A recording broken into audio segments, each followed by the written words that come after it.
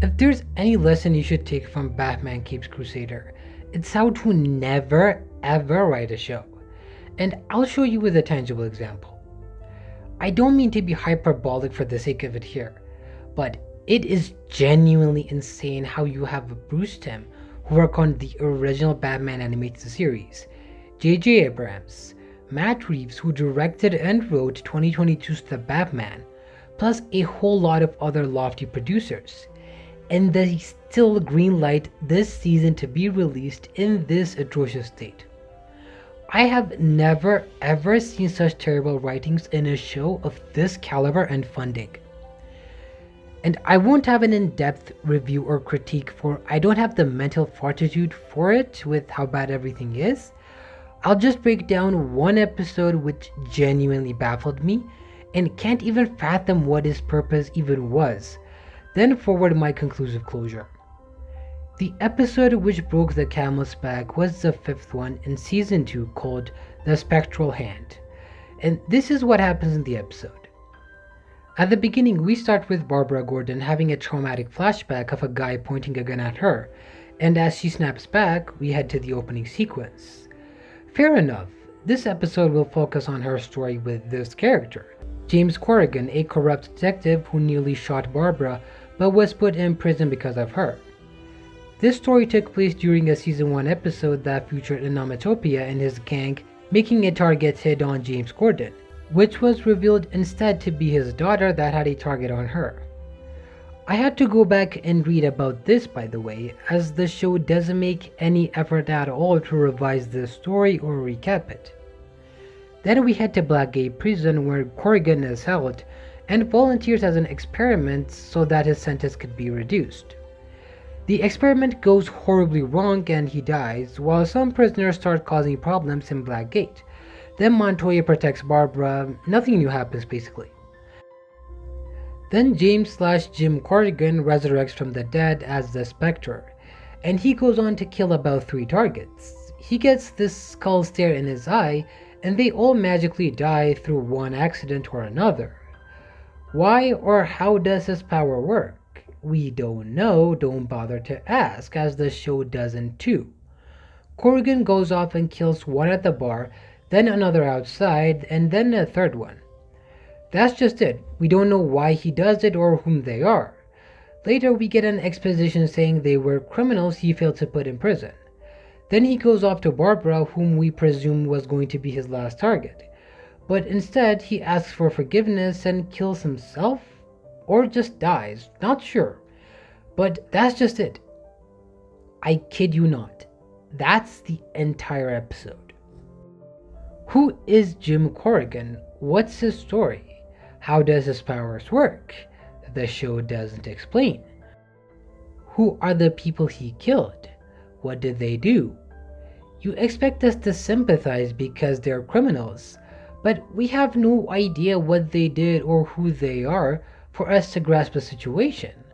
Why does this character feel guilty? Where, when, and how did his character growth happen to apologize to Barbara? We still don't know, and the show doesn't bother to explain.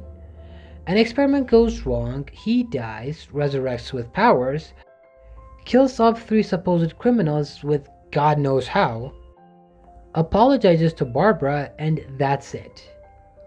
What's the story here? What's the significance of this arc? This doesn't progress the overall story by any means, and neither does give any of the characters any growth of arc. We don't even know who Jim is, and the same with the general significance of his story with Barbara. You could erase this episode from existence and the show wouldn't have missed anything at all. The best way I can describe this episode is, it's just a sequence of events. There's no purpose or character development, just a sequence of events that happens one after another with loose or unexplainable causes. And then the story ends. How does someone greenlight an episode like this? Seriously. And by the way, there's a whole season of this terrible writing. Not this episode level of terrible, but still really bad. I don't even have words to describe it. I don't really understand what they're trying to achieve here. What were the producers thinking?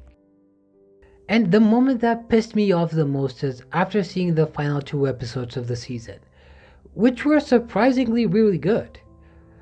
I was pissed off thinking, how can a team that can write and create an episode like these two also create such nonsense for the majority of the time?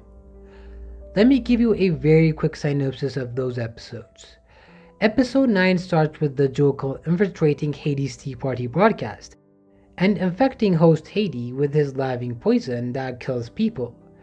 Then he hijacks the broadcast and issues a threat to Gotham that he'll kill the mayor before midnight and then everyone else in the city after. So the entire GCPD department and Batman try to escort and protect the mayor before the Joker kills him. That's it. Such a very simple plot, but absolute perfection. You have an actual story at hand. You have characters with actual stakes here, and a villain that was built up since the end of season 1. And then everything unfolds with a plot, while keeping you on the edge. And then when the episode concludes, you're left wondering what Joker's next plan is with his promise to kill all of Gotham's citizens, and then hits the twist and sets up the next one. You know, when this show is good, it can be good, although very, very rarely, and for only 2 episodes in this case. But when it's bad, and is for 90% of its runtime, it is terrible and boring beyond belief. Some of the things that happen don't even make any sense. There are 2 incidents which genuinely baffle me when I think about them. The first is in episode 7 when Thorn and the Riddler capture Batman after he got poisoned. Instead of doing the logical thing, which would have been to see who he was beneath the mask, they tie him down in a car and wait for him to regain his consciousness before trying to take him out. And the same issue happens in the following episode. Mr. Zero knocks Batman out and pulls him into a freezing chamber. Why don't you see who he is beneath the mask at least? You have the biggest vigilante in Gotham, and you're literally not going to reveal his identity before freezing him? There is absolutely no logic or whatsoever in this show, and it's far worse than season 1. I had my own issues with season 1, calling it a paradoxical mess that was good at times, but also very confusing and bad on others. And my hope in the conclusion to that video 2 years ago was that it figure out what type of show it wanted to be and sort out its identity and issues. But oh boy, did it take the wrong lesson. I know a lot of people have problems with how the show fundamentally reinterpreted multiple characters and stories. For example, having a Riddler with no riddles, a Harley Quinn who's an anti-hero, a Joker that doesn't even laugh and rather is a cold mercenary. And while I did personally criticize the Harley Quinn change back in season 1, I've grown past those issues of character interpretation and came into this season with an open mind to experience the story the producers wanted to tell.